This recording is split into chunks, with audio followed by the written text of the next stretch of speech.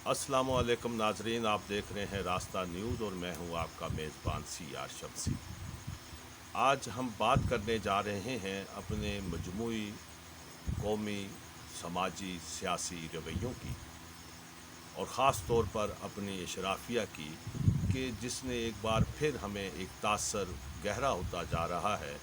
कि हमारे हुक्मरान, हमारी इशराफिया, हमारे फ़ैसला साज माजी से सबक नहीं सीखते, बल्कि माजी को दोहराने में ही अपनी आफियत समझते हैं, शायद किसी खुशफहमी में रहते हैं और बार बार माजी के तजर्बात को दोहराकर इस 22 करोड़ के मुल्क को एक तमाशा बनाए हुए हैं और नित नए तजर्बात अवाम पर आजमाए जा रहे हैं। और आज तक ये मालूम नहीं हो सका कि ये जितने भी तजर्बे हुए, इससे आवाम की ज़िंदगी में क्या बदलाव आया, क्या तब्दीली आई, उनकी ज़िंदगी में क्या कोई ठहराव आया, कोई सुकून आया, कोई उनके दुखों में कमी आई, उनके मसाइल हल हुए। कभी नहीं। आज मैं एक छोटी सी खबर जो इस वक्त पाकिस्तान के एक बड़े अखबार जंग में एक सिंगल कॉलम के तौर पर शाया हुई है, और यही मैं समझता हूँ कि बारीक वारदात होती है हमारे यहाँ,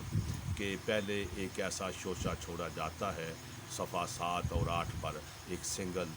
खबर चलाई जाती है। एक डॉक्टर सादक अली हैं, जिनका नाम पहली बार सुनने में आया है, और उनकी जानब से सुप्रीम कोर्ट में एक दरख्वास्त दायर की गई है, जिसमें कहा गया है कि मुल्क में बहुत ज़रूरी हो गया है कि सदारती निज़ाम राइज किया जाए, चूँकि पार्लिमानी जमहूरियत जो है वो नाकाम हो चुकी है और आवाम को उसके हकूक़ देने में कामयाब नहीं हो सकी। लिहाजा फौरी तौर पर सदारती निज़ाम नाफज किया जाए। सदारती निज़ाम की बाज़गश्त गुज़श्ता कई महीनों से सुनने में आ रही है। ख़ास तौर पर मौजूदा हुक्मरान जमात के जो सरबराह हैं, उनके जहन में भी एक सदारती निज़ाम का खाका उभर कर सामने नज़र आता है। उनकी गुफ्तगू से लगता है, उनके इजहार से, उनके पार्टी के जो लोग हैं वो भी इस पर बात करते नज़र आते हैं। इसके पीछे है क्या आखिर? और इसमें बड़ी अजीब बात है कि हमारे, जिस तरह मैंने पहले अर्ज़ की, कि हमारी अशराफिया, हमारे फ़ैसला साज माजी को दोहराना पसंद करते हैं, माजी से सबक सीखने के लिए कभी तैयार नहीं होते। सदारती निज़ाम ने हमें क्या दिया? सदारती निज़ाम यहाँ कई बार रहा, 10 साल तक सदारती निज़ाम रहा, 11 साल तक मुतलक़ुल अनान सदर रहे, अवान सदर एक ताकत का मरकज़ रहा, और लेकिन उस निज़ाम ने अवाम को क्या दिया? अगर हम कहानी शुरू करें 1 यूनिट से लेकर और लम्हा मौजूद तक, तो जब भी ये सोच सामने आई कि तमाम तर इख्तियारात फ़र्द वाहिद के हाथ में दे दिए जाएँ, उसके मुज़मरात हमेशा मनफी रहे, मुल्क की यकजहती को नुकसान पहुँचा और लोगों की सोचों पर पहरे लगे, और मुल्क के जो फेडरेशन के जो पिलर हैं, जो उसके हिस्से हैं, जिनका नाम पाकिस्तान है, वो छोटे सूबे हों, बड़े सूबे हों, लेकिन वो पाकिस्तान है। और पाकिस्तान के अवाम ने, और बल्कि इसकी तख्लीक से लेकर अब तक एक चीज़ हमें पता चलती है, और अगर हम हज़रत कायद आज़म की जो शुरू की सारी तकरीरें हैं, उनकी तहरीक है, उनकी ख्वाहिश जो है, वो पार्लिमानी जमहूरियत और वफाकी फेडरेशन पर उनकी सोच आकर रुकती है, और उसी के नतीजे में पाकिस्तान का वजूद अमल में आया और लोगों के ख्वाब जो थे वो इस निज़ाम से वाबस्ता हुए। ये अलग बात है कि वो ख्वाब कभी आज तक पूरे नहीं हुए, क्योंकि उस कायद का जो एक फ़लसफ़ा था, कायद का जो मिशन था, वो हमेशा हमने इग्नोर किया, उसको एक बिल्कुल एक ताक में रख दिया, और नित नए तजर्बे आजमाए जाते रहे पाकिस्तान के अवाम पर। आज फिर एक बड़ी बारीक तरीके से, बारीक वारदात से फिर एक सदारती निज़ाम की बाज़गश्त जो है वो सुनाई दे रही है। और जिस तरह मैंने पहले आपको बताया कि इस तरह की पहले भी नामालूम अफराद के ज़रिए दरख्वास्तें पहले दायर होती हैं, फिर उस पर एक बहस शुरू होती है और फिर इसको एक चाय की प्याली से तूफ़ान बर्पा किया जाता है। और फिर बदकिस्मती ये है कि हमारी आला अदलिया जो है जिसको हम आज आज़ाद अदलिया कहते हैं, लेकिन जो माजी में हमारी अदलिया का किरदार रहा है उससे हमें ख़तरा महसूस हो रहा है कि कहीं आगे चलकर जब ये एक चंगारी को जब शोला बनाया जाएगा तो कहीं हमारी अदलिया भी उसकी लपेट में तो नहीं आ जाएगी, कहीं वो भी नज़रिया ज़रूरत का कफन दोबारा शायरा दस्तूर से कहीं खोद कर तो नहीं निकाल लेगी। और यही वो ख़तरा महसूस कर रहे हैं इस वक्त पाकिस्तान के अवाम और ख़ास तौर पर छोटे सूबे जिनको पहली बार 18वीं तरमीम के ज़रिए अपने हकूक़ मिले, जिनका वायदा 1973 के आइन में किया गया था कि सूबे जो हैं अपने माली वसाइल में अपने फ़ैसले करने में बाख्तियार होंगे। और यही वो जो सूबों का इख्तियार है, छोटे सूबों की महरूमियत दूर करने का जो फ़ैसला हुआ था पहली बार 18वीं तरमीम के ज़रिए, और ऐवान सदर से तमाम इख्तियारात निकल कर आवाम के हाथ में आए, यानी कि पार्लियामेंट में आए, और जहां आवाम के मुंतखब नुमाइंदे बैठे होते हैं जो वोट लेकर आते हैं, उन्होंने फ़ैसले करने थे। ये एक अलग बहस है कि वो फ़ैसले कहाँ तक कर पाए और वहाँ जो लोग मुंतखब होकर गए वो कितनी ज़िम्मेदारी अपनी निभा पाए। लेकिन एक निज़ाम जो है, अफराद की नाकामी को निज़ाम की नाकामी कतन करार नहीं दिया जा सकता।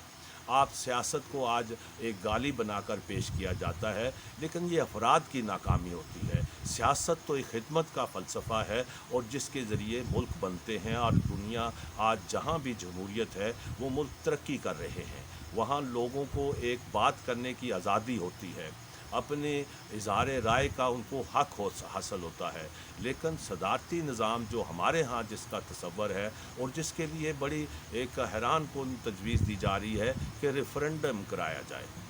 हमारे यहाँ पाकिस्तान में 2 रेफ़रेंडम हुए, एक जनरल ज़ियाउल हक़ ने का रेफ़रेंडम था और दूसरा जनरल परवेज़ मुशर्रफ का रेफ़रेंडम था। उसके क्या नताइज आए वो दुनिया जानती है। इस बहस से हट कर हम समझते हैं कि सदारती निज़ाम जब भी पाकिस्तान में लाया गया, उसके जो पहला वार हुआ वो मुल्की यकजहती पर हुआ। चाहे हम अगर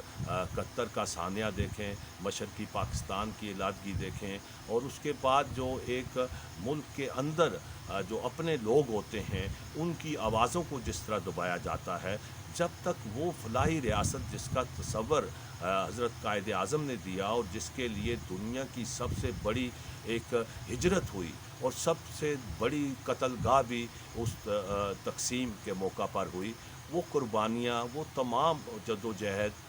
क्यों उस पर बार बार शब खून मारा जाता है, ये बड़ा सवाल है। हमने इस पे बात भी करेंगे, हम तमाम जो काबरीन हैं, मुंतखब लोग हैं, उनसे भी हम अगले प्रोग्राम में बात करेंगे। लेकिन आज मैंने जो ज़रूरी समझा कि ये जो छोटी सी ख़बर शाया हुई है, इसके पीछे क्या तूफ़ान बरपा है कि सदारती निज़ाम का जो एक क्या कहना चाहिए कि एक ख्वाहिश जो है वो बड़ी तेज़ी से हमें तड़पती नज़र आती है इस वक्त की हुक्मरान जमात के जहनों में भी, इशराफिया के जहनों में भी, कि तमाम इख्तियारात एक बार फिर ऐवान सदर की उस सफ़ेद इमारत के अंदर बंद कर दिए जाएं और आवाम से जो उनका हक़ है, जो एक निज़ाम है पार्लिमानी जमहूरियत का, वो छीन लिया जाए। इसके माजी में भी नताइज अच्छे निकले हैं, और अगर अब भी ये खुदा न खास्ता तजर्बा आजमाया गया तो ये भी मुंह के बल आ गिरेगा, लेकिन उसका नुकसान इशराफिया को नहीं होगा, उसका नुकसान मुल्क को होगा, पाकिस्तान के अवाम को होगा, और वो आगे बढ़ने के बजाय फिर पीछे धकेल दिए जाएंगे। और यहाँ सबसे बड़ी ज़िम्मेदारी आयद होती है पाकिस्तान की तमाम सियासी जमातों पर, दानश्वरों पर, हमारे मीडिया पर। अगरचे वहाँ हमारे मीडिया पर आज कल इस तरह की मुस्बत बहस की गुंजाइश नहीं है, वहाँ एक अलग तरह का